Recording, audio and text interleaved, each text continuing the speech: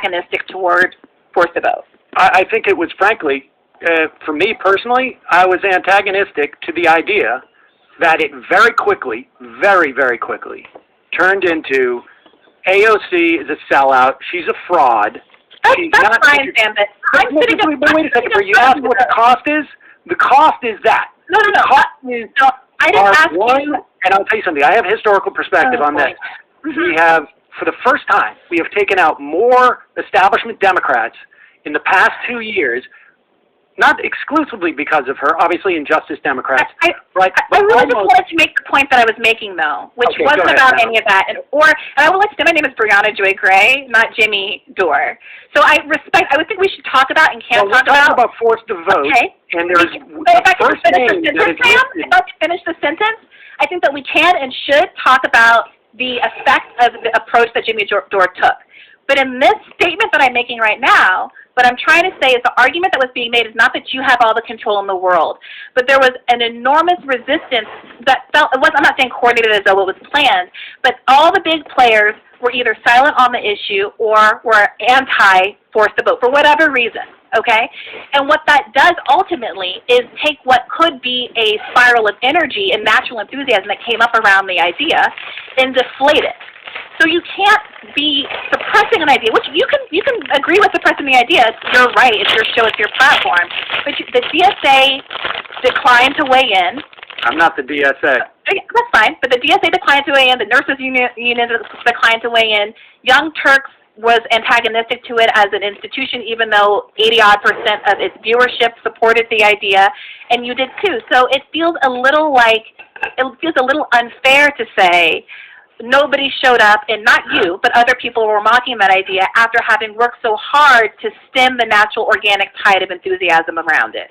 Okay, well, I mean, it is impossible to separate Jimmy from this. You said yourself. You heard about it from me, which I got it from Jimmy. Jimmy is the first name outside of Nancy Pelosi's on the forcethevote.org. For a long time, there was two supporting agents, and the first one was Jimmy Dore's logo down there. Jimmy Dore turned this into a litmus test for progressives as to whether they were actually on our side. And you asked about the cost, and when it became clear to me that this was going to cost a lot more, like I say, I was open to the idea from a perspective of 1,000 flowers bloom. I didn't necessarily think it was the greatest thing in the world. I thought maybe there were other asks that you could get. But as soon as he took the energy, and it was all emanating from him and around him, he was on every one of those conversations. You mentioned Sirota and conversations that you had. He was in I didn't see all of them, but all the ones that I did see, he was there. Whether it was 5 or 6 other people, he was there dominating the conversations. And this turned into a project for him.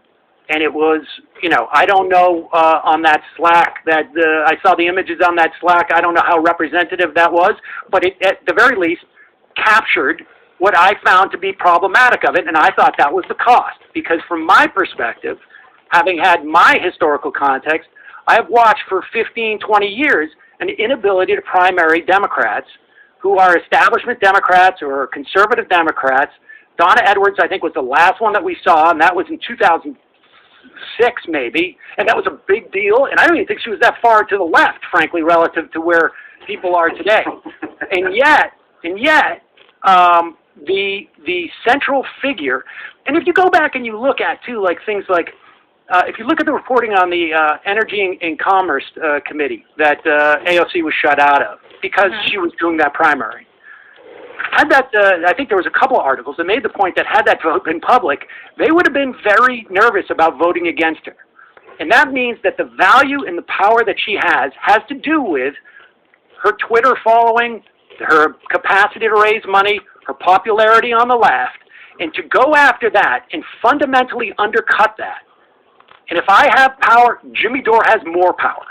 And to undercut that and for the sake of a losing vote where supposedly it was about 2 years later you're going to primary those people, although she is the central figure who are helping primary those figures, it did not make sense to me. That was the cost.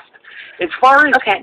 arguing whether, and that was the cost of the Force the Vote movement, whether there was a cost for the Progressive Caucus or those 15 people to vote against Nancy Pelosi, I also have an argument. I don't know if I buy it, but I mean, I'm not a sitting congressperson, but let's say Nancy Pelosi says, fine, don't vote for me. They lose the speakership, right? Because there's no one going to coalesce around, you're not going to get that 218 people to coalesce around another person. They're going to end up, it's going to end up being McCarthy. Because That's not true, Dan. That's just fundamentally not true. Walk through that. And that's I'm going to give you my scenario about this. I'm going to give you my scenario. They say, no, we're not going to vote for Nancy Pelosi. We're going to vote for Hakeem Jeffries. Oh, my gosh. Okay? And if you got, what was the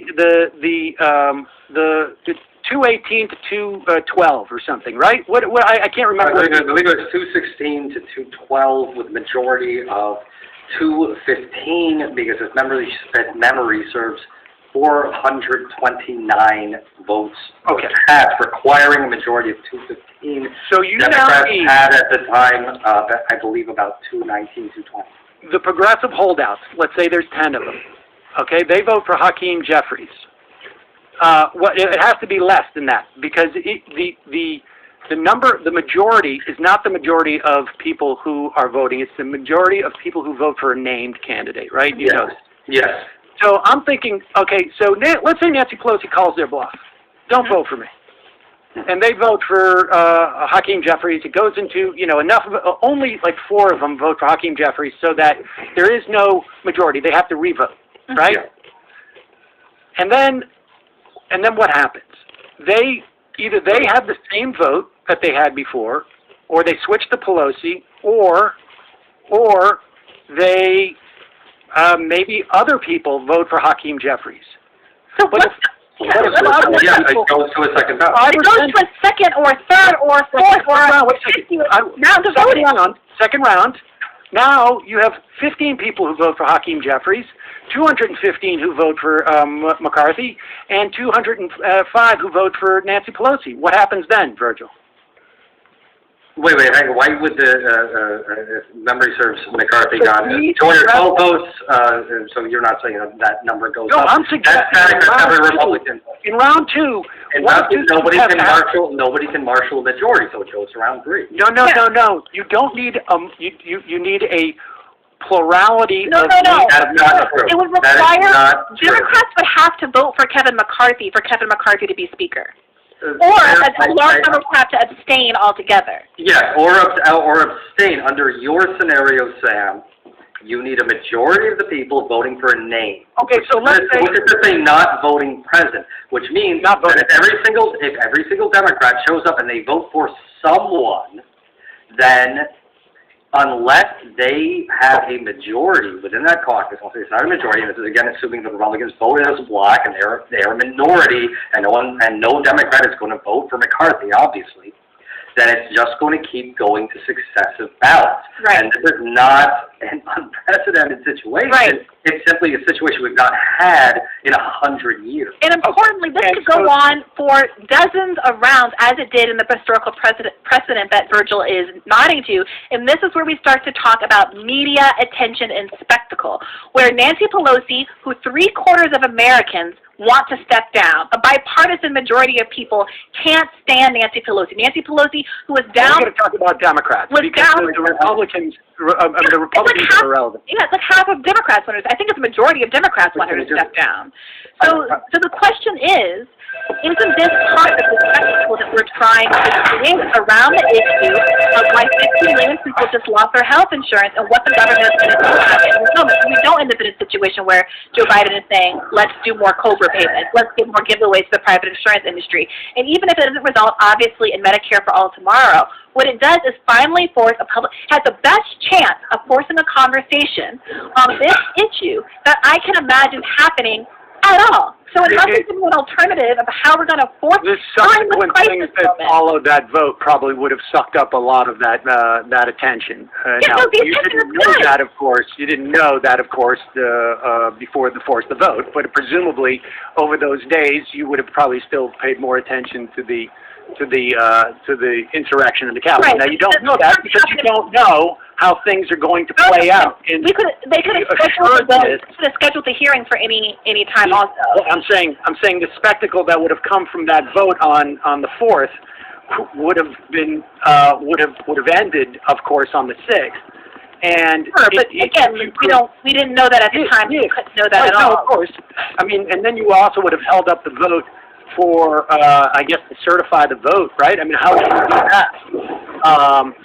And your question is, how do we certify the vote because there was a law that we didn't know what was going to happen? No. I'm saying in terms of we haven't organized, we don't know the Speaker of the House yet at that point. But my point is like the assuredness that the force the vote people had, enough so that the Progressive Caucus members who didn't do what they said were sellouts.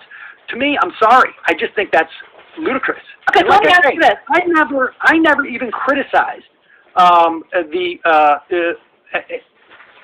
force the vote until it became apparent to me it was part of Jimmy's sort of project, to attack the Democrats and particularly the progressives. I mean, he did that when she was elected, before she even won the general election. He attacked AOC for endorsing Andrew Cuomo in the general election. I mean, then I realized I'd been duped. My name's Brianna, and regardless, Jimmy Dore could go and kill 15 You brought up the DSA, nurses, you brought up the media, you brought up David Soroka. Honestly, Sam, if I could just get the sentence out, we can talk about Jimmy Dore can go and kill 15 kids tomorrow, and I still believe in force the vote. So there are ways that I think we can talk about the effect of Jimmy Dore's argumentative style on this discourse. It's not an argumentative style. Okay. I don't mind his style. I think that when you put out and make the argument over and over again that she's a sellout and they're a fraud, I think that does damage. We can and we should talk about that, but that's different than making an argument for why force the vote is good or bad. And if you ask me why I didn't support it, that's why. Because I didn't want to associate myself with a attack. So that's honest. That's honest. Oh, yeah. You're not saying that you actually think the force the vote was an ineffective strategy or a bad idea. You didn't like that it was associated with Jimmy Dore. I thought, like I've said this 3 times on this, and I thought it was a middling idea. When I found out that they were leveraging other stuff that I thought had more material benefit and not. It doesn't have more material benefit. Because they could have asked at least for you to get rid of all of I have a disagreement. I believe that Paygo, exempting Paygo, but they did exempt Paygo. Excuse me, at a time where we desperately need funding, we need expansion on all sorts of things, ranging from expanded unemployment insurance. We need checks. All of that. I think that was a valuable get. It was valuable, but it wasn't a get. Huh? It was valuable, but it wasn't a get. You have no knowledge if their failure to force the vote resulted in getting those things, if those things were already planned concessions or not. Moreover, part of my demand was to get rid of Paygo entirely. So if we're talking about the material value of either of those things. Yes, your demand was look, I'm saying there is an argument, okay? But neither one of us knows how much you could have leveraged at this point. Well, you want to argue that you think that their negotiations, that their ask wasn't big enough? Fine. I don't have a big... That is what I'm arguing. But as to why I wanted to distance myself as fast as I could, because I'm not going to be part of a project that disempowers for what I think is a highly speculative tactic that I think is dubious, frankly. But again, I was perfectly willing to just let 1,000 flowers bloom, like you said.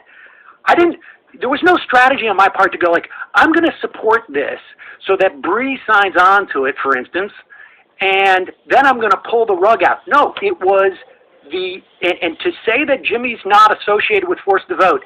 I didn't say that Jimmy's not associated with force the vote. To say that he wasn't the biggest advocate or the person most close to social. Very central to it. So it's his idea. That is why, when he started to use it as a leverage to disempower the progressives in in Congress, I decided